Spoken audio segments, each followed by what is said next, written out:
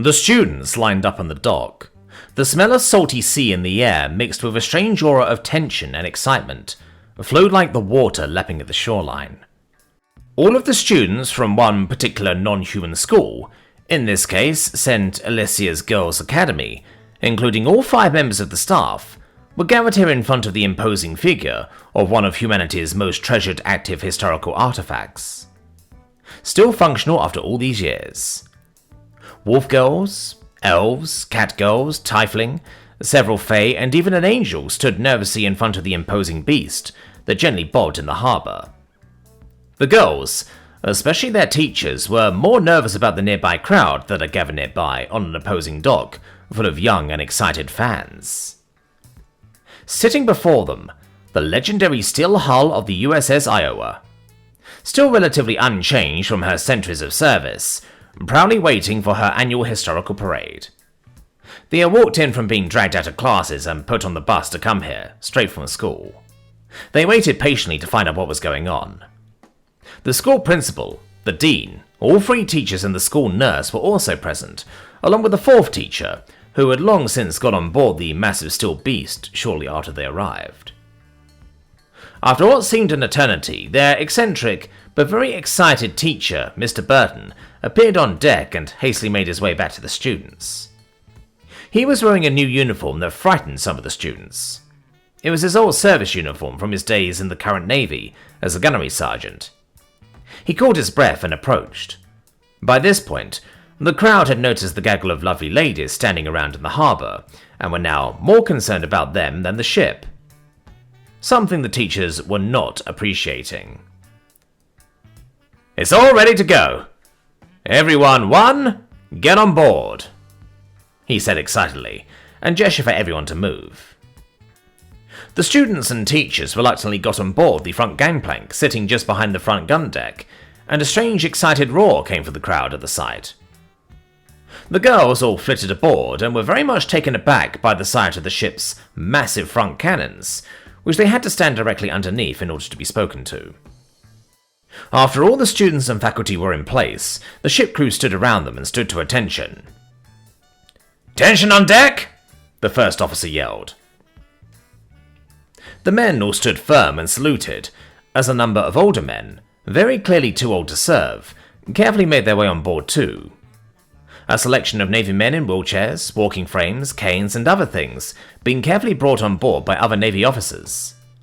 Behind them, 2 mid-aged gents, one wearing the black and silver uniform of the modern Navy, and the other wearing the blue and black uniform of the old Navy, both of which were admirals. The girls were all told to stay where they were and keep quiet, as the 2 admirals approached the side deck. Various drones and camera systems were turned on and allowed to start rolling. The current Space Navy Admiral took to a podium mounted on the front deck and started to talk into a microphone towards the gathered crowd. "Ladies and gentlemen of our proud nation, welcome one and welcome all to this historic event." His voice echoed across the harbour, followed by a resounding cheer of approval from the crowd. "On this day, 400 years ago, we celebrated the official launch of the USS Iowa, a true legend in not only American, but Terran history as a whole. Today marks the 400th anniversary of the longest-serving active military ship in human history, next to a sister ship, which will also be joining us for this momentous occasion." The crowd in the harbour cheered with glee as the ship's engine started up. The girls, all very much above normal human senses, could feel the ship's massive ancient diesel engines rumble to life underneath them. They all tried to make themselves slightly smaller, as they all collectively realized they were invited here at a truly important moment. All the girls, and even their teachers, all felt somewhat small right then. "We have veterans of over 4 centuries of service on this very ship, in person and in spirit with us today. And as part of the Terran Reef expansion project, for the first time in over 100 years, the Iowa will be performing active battle movements alongside her sister ship. We will be using this opportunity not only to help our great cradle to heal by creating an artificial reef, but also to remember the sacrifices we made to get to where we are today. Ladies and gentlemen, returned from her service in the outer regions, I present to you the UNSMC Montana, he said. The sudden roar of starship propulsion engines filled the air with a dull rumble, followed by a high-pitched whine as a huge starship suddenly appeared in the air above the crowd. The crowd's cheers of celebration almost overshadowed those of its engines. The girls all gasped, immediately recognizing the very same ship that was one of many thousands that took them off their collapsing homeworld. Though most of the girls here were all very young children or even infants at the time, all of them very quickly recognized the distinctive echoing scream of the starship's engines. The UNSMC Montana, the spiritual successor of the USS Iowa, was a ship that looked similar to a UNSC Paris-class frigate from Halo, only with smoother hull shape and fatter bridge section, and significantly bulkier engines. The Montana also had double the firepower of its older sister, and was 3 times her size. The older teachers all teared up at the sights and sounds of their savior, the first time any non-human had ever seen the Montana-class starships in almost 2 decades. A number of other ships, small Pickett-class and Destroyer-class warships also appeared, half of which were oceanic vessels, the other half being spacefaring vessels, all fitted and painted with yellow, red, and silver, marking civilian use. The students all correctly surmised that these ships would be the marshal service for the local fleet during the event. The Iowa's horn sounded, to a resounding cheer from the crowd, as the ship began to move to the speakers, blaring the Star-Spangled Banner. All officers who weren't needed for the movement were out on the deck, all at full salute as the ship trundled her way out of the dock and into the harbour. With the resounding fanfare of its cheering crowd, the ship made its way out into open waters, quickly followed by a small armada of ships of every kind, including a now legendary ocean liner that had been in service for over 100 years. High above them, a full armada of Terran starships sat quietly in low orbit, watching proceedings and carrying out their own celebrations. The students and faculty just stood quietly and waited. The admirals dismissed everyone to stations as the national anthem finally ended. 4 men appeared from inside the ship and stood in front of the class. The admiral dismissed himself to the bridge. The 4 men saluted the group of ladies and stood to attention. Finally, Mr. Burton quickly followed and likewise stood to attention, with a big smile on his face. He had a clipboard with him and waited. "Hello, ladies! Just in time for a truly historic event, huh? You look excited. Now, let me see," Mr. Burton said as he looked at the clipboard. "Jessica, Sadie, Juniper, Marie, Alessa, and Olivia, come hither if you please," he said. The 6 students stepped forward. Jessica was the only angel in the class, her silver wings fluttering gently in the breeze. Sadie, Juniper, and Marie were elves. Alessa was a cat girl, and Olivia was a wolf girl. "You 6 are the best performing students in the school. As a consequence, you have earned the opportunity to get a better feel for this magnificent beast. So you will be joining me on a private tour of the ship and participate in the upcoming festivities. As for everyone else, this is Staff Sergeant Mathis, Gunnery Sergeant Marcos, Corporal Winters, and Lieutenant Andrews. They will provide you all with a guided tour of the ship before you are all huddled into a transport and taken to that cruise ship over there to watch the upcoming display. This is a reward for your excellent behavior over the last 2 years, so do not waste it," he said. They all looked at each other, the anxiety they had been feeling thus far quickly dissipating. The Iowa's horn sounded again as she reached her cruising speed of 33 knots, and the surprisingly calm waters of the Pacific Ocean made the journey so much more enjoyable. The students were assigned to their guides, and carefully filtered through the ship and given a basic guided tour of the entire ship, stern to aft, and allowed to take a good look around the ancient warship. Mr. Burton came to the ship's bell with his group of 6 students, tailed by the Admiral of the Ocean Navy, who was casually sipping a cola. The USS Iowa, built during the early years of World War II and decommissioned for the first time in March 1949. She earned the nicknames of the Grey Ghost, the Big Stick, and the Battleship of Presidents during her service. She was fully decommissioned in October 1990, and served as a museum ship in Los Angeles until she was put back into active service during the Mars-Lunar Cold War as a patrol craft as an emergency measure. Since then, she has been maintained as a full active service ship for the Surface Navy, alongside her continuing role as a ceremonial ship.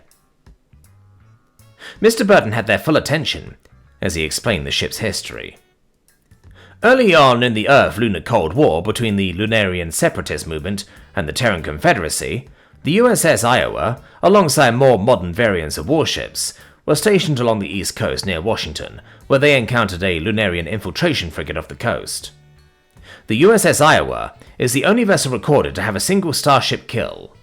This ship blew up one of those ships, Mr. Burton said, gesturing to one of the smaller star frigates nearby. The girls all blinked in surprise. This thing? This ancient warship from a bygone era killed a modern spaceship? Sadie raised a hand. How? Oh, I was hoping you'd ask that. The Iowa was on defensive maneuvers on the East Coast on the morning of April 14th, 2098, during the height of the Lunar Cold War. A Lunarian Separatist infiltration frigate was attempting to use cloaking tech and a nighttime raid to kidnap some senators and politicians. The Iowa spotted them, and after target confirmation, the Iowa's captain made the snap decision to defend her patrol route. She pulled hard to starboard, nearly colliding with the TFN Roosevelt in the process, one of her escort destroyers, and loosened a full broadside on the Starship, which was over 15 miles away.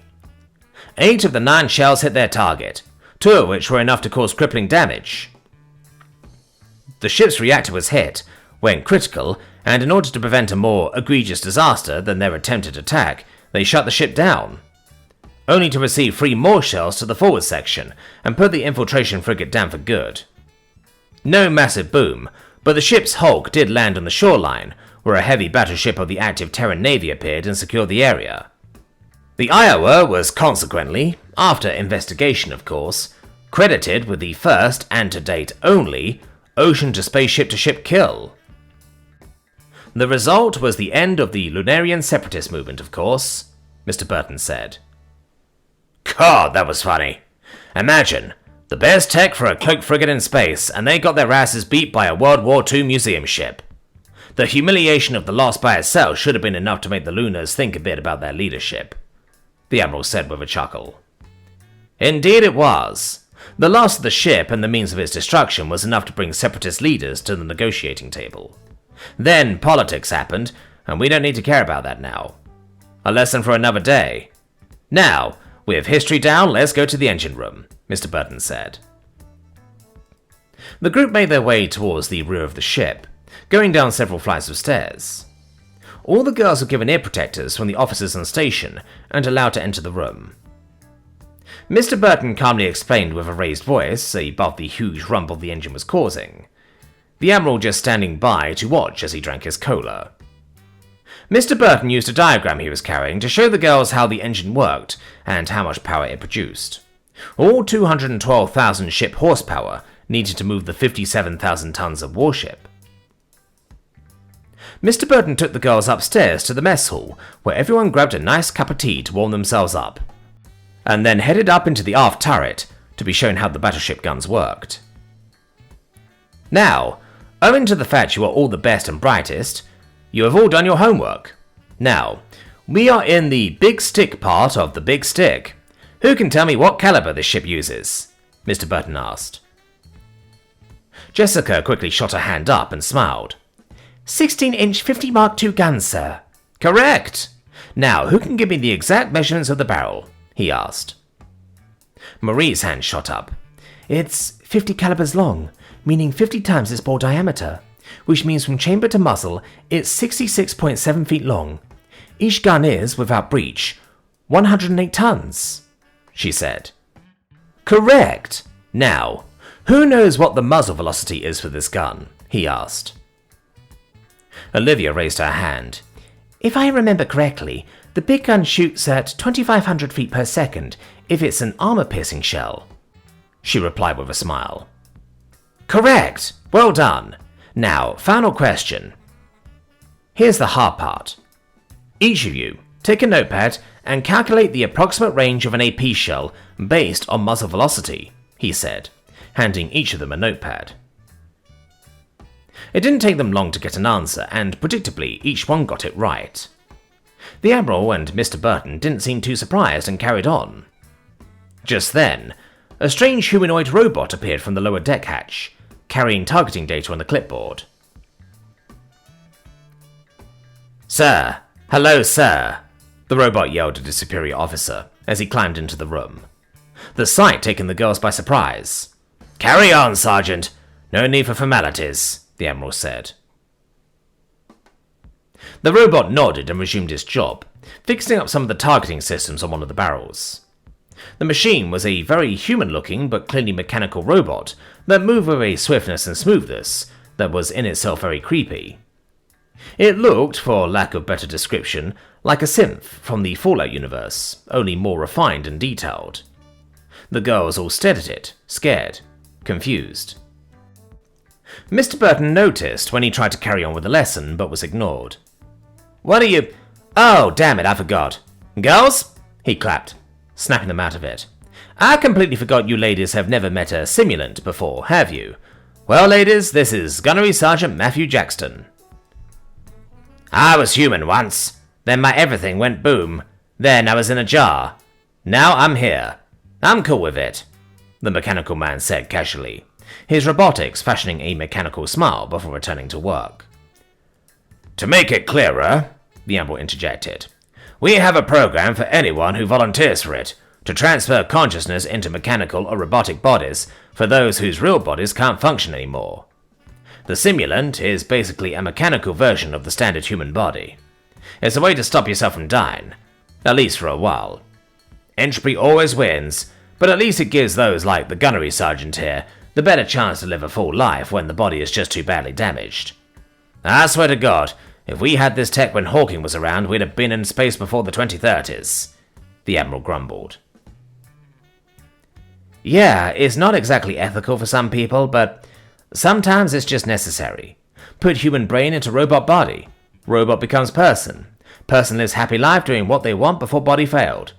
It's sort of a last resort kind of thing when all else fails. But if it works, it works. Anyway, back to business. We're almost to our destination. Can any of you ladies tell me what we're about to do exactly?" Mr. Burton asked. They all shared glances and shrugged. "I figured as much. What we're gonna do is use the big guns to blow up and sink ships," Mr. Burton gleefully exclaimed, as Sergeant Matthew put on a helmet and ear protectors.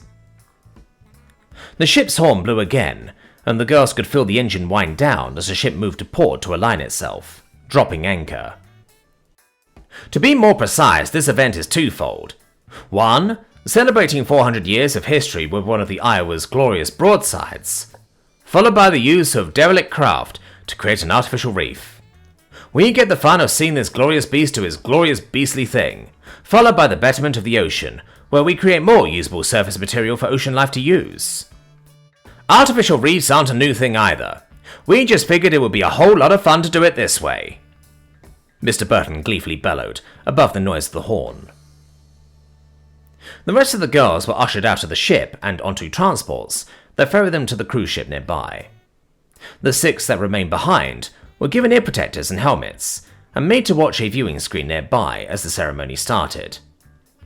The view outside the ship was nothing short of beautiful, as 6 decommissioned cargo freighters, one of which had the hollowed-out shells of car frames and vehicle wrecks covering its surface. 4 ships in the middle formed a square pattern, and 2 larger ships, both heavy cargo freighters, flanked either side of the display. The Iowa had moved into position, and the turrets started turning. A full broadside on the larger cargo freighter to the right side of the formation. The starship, the UNSMC Montana, likewise maneuvered herself to a broadside stance and readied her 18 12-inch guns into firing position. A retinue of Marines in ceremonial uniforms stepped out onto the front deck, in front of the main deck gun. The veterans and older servicemen stood to salute, if they could, and the officers present performed a 21-gun salute with their rifles, before some crew emptied some ashes into the water below. The national anthem played again, with everyone standing to attention. When the anthem concluded, Matthew quickly grabbed the guards' attention and demonstrated how to operate and load the guns. They didn't have the chance to protest or question this, as they were quickly ushered into position. First they loaded a shell, standard HE warhead, then sent in 2 sacks of gunpowder for range. Then they were shown how to calculate range, drop, and wind. The girls worked well under duress, and quickly figured out the angle they needed to hit. The girls all used various magics and natural abilities to assist with the process, helping load in the heavy shell into the breach with some levitation magic. They were all made to run their calculations 3 times over to make absolutely sure. Then came the order.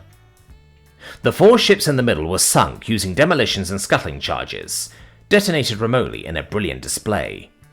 The sergeant yelled to the group, "Ready to fire in 3, 2, 1, fire!"